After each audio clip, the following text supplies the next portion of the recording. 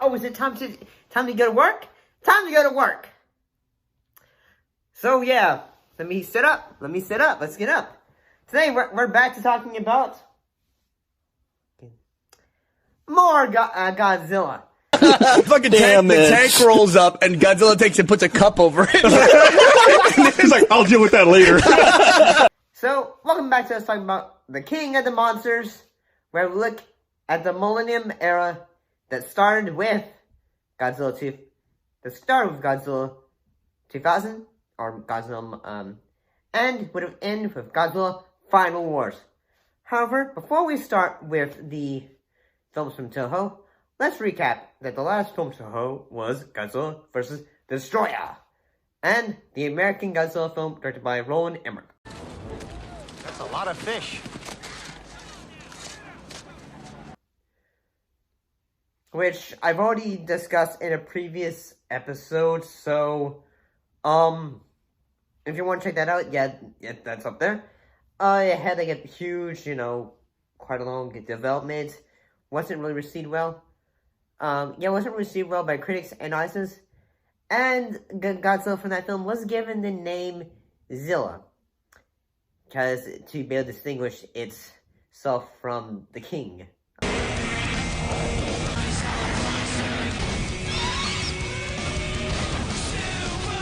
Of the monsters.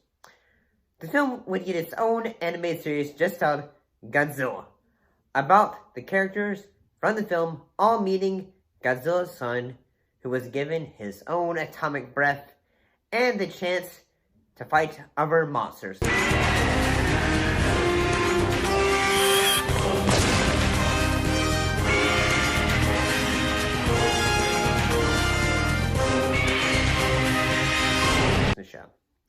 The show would start on September 12th, 1998, and would continue on TV screens till April 22nd, 2000. Oh gosh. For 40 episodes, the show was sort of a Monster of the Week kind of show with Godzilla.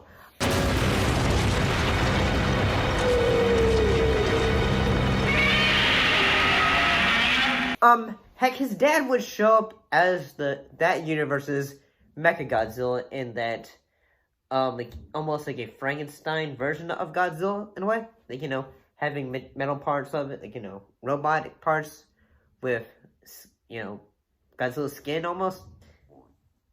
So yeah. So, moving on to, anyway. Godzilla 2000 was released to theaters in Japan on December 11th, 1999. And it would also release to American theaters on... When did it come place? Well, August 18th, 2000. The film was about an organization that follows Godzilla, the latter of which is feeding on humanity's energy source while confronting both human resistance and a new monster in the form of Orga. And, yeah. Godzilla was given a new look for this film, so I'd say he has more of a pissed off look. Godzilla!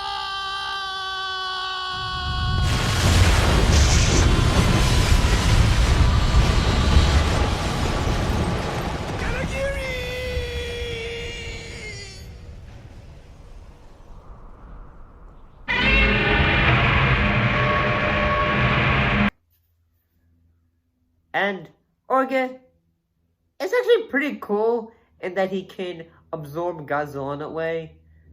Like, taking almost some of his powers away, sort of, I guess.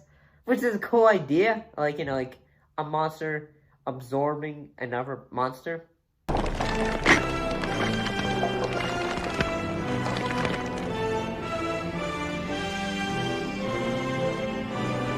Anyway. So, well, let's move on to the next film. Godzilla vs. Megaguirus came out to theaters, that is, on December 15th, 2001. This one was about Godzilla going up against the dragonfly. Yes, I said that out loud. And her larva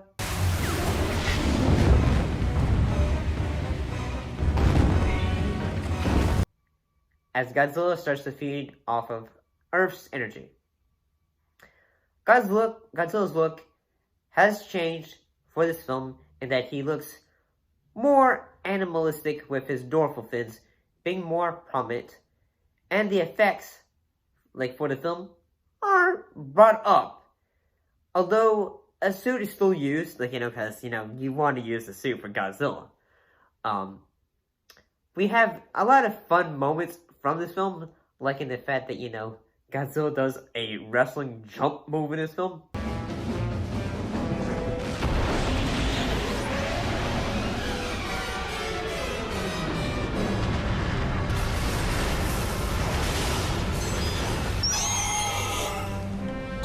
I kind of like that idea. It sort of reminds me of the jump kick from the show era.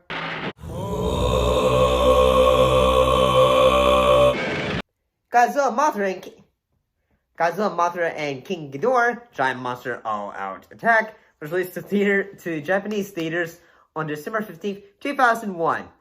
Godzilla is back in this film, after being revived from dying back in 1954.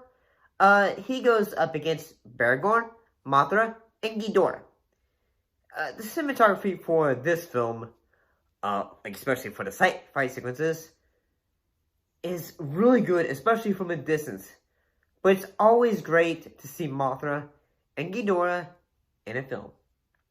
So, if you're looking for a Godzilla film that has action, but you prefer the look of the classic Godzilla, the way he looks,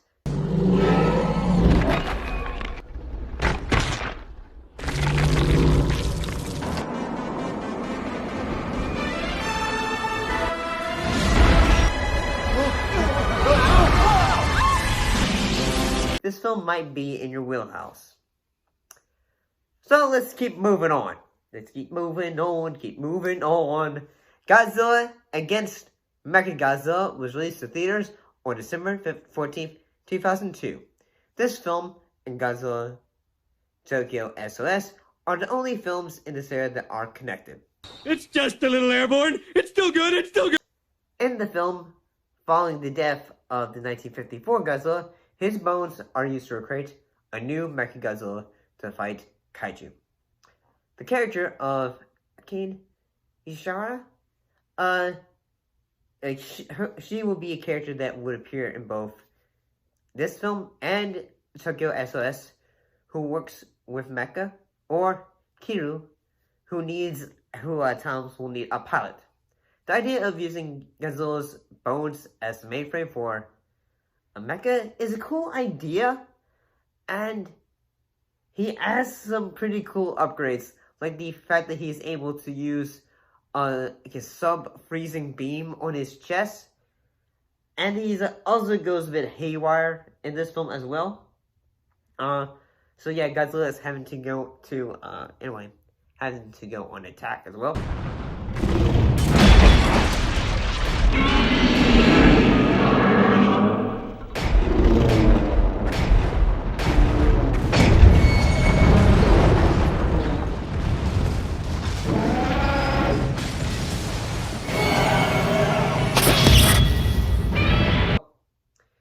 So, let's move on to its sequel, Godzilla Tokyo SOS, also known as Godzilla X Mothra X Mechagodzilla Tokyo SOS. I like the way that sounds. The film was released to theaters on December 14th, 2003. The film is a sequel to Mechagodzilla.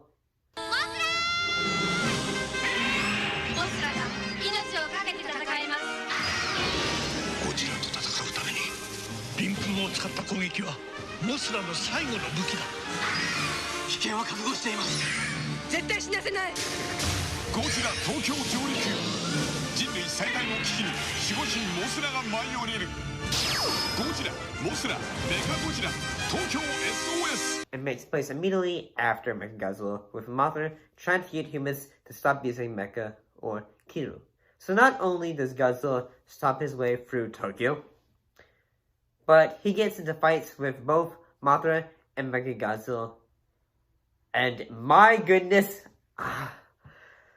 I'm gonna get tired of saying Mechagodzilla over and over, but I love that. I love that giant mecha monster. But the fight scenes for the film are pretty great, and the human element isn't bad, which is always good for a Godzilla film when you want care for the human aspects of the story. So let's look at our final film with Godzilla Final Wars, which came to theaters on December 4th, 2004. This film has aliens that try to take over the Earth and bring a ton of the classic monsters from the series. This final mission will decide the fate of the human race. This is Operation Final War.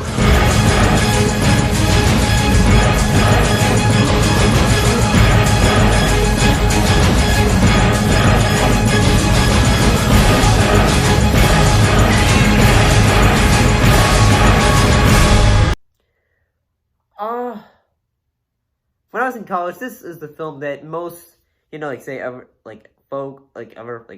students, I knew, they knew about it, along with the classic film.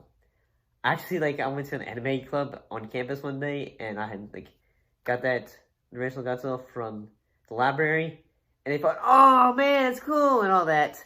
So, this film, I will say this, is kind of a time capsule for the 2000s, and that, compared to the films of the past, it's quite energetic and way over the top at times.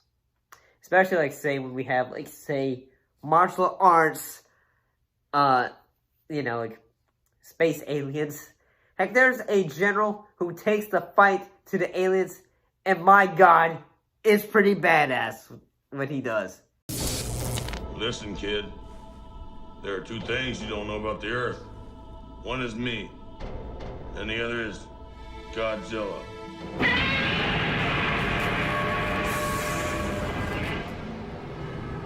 You tell him, man! You tell him! The big bad of the film isn't Ghidorah, nor is it Mechagodzilla. This time, oh boy! Monster X. And my goodness, it's wonderful.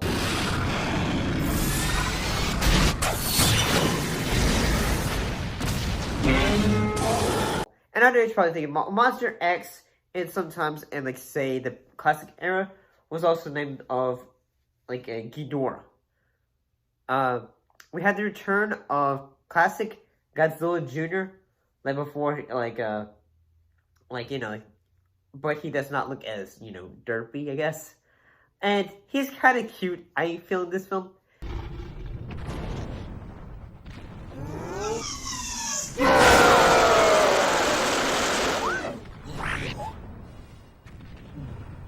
This film has, I'm gonna say, it's a film worth coming back to if you're looking for one that's fun to watch with others, if you're movie night with friends and all that. It's a lot of fun. If you're looking for a Godzilla film that is energetic, over the top, it's just a lot of fun. See you next time.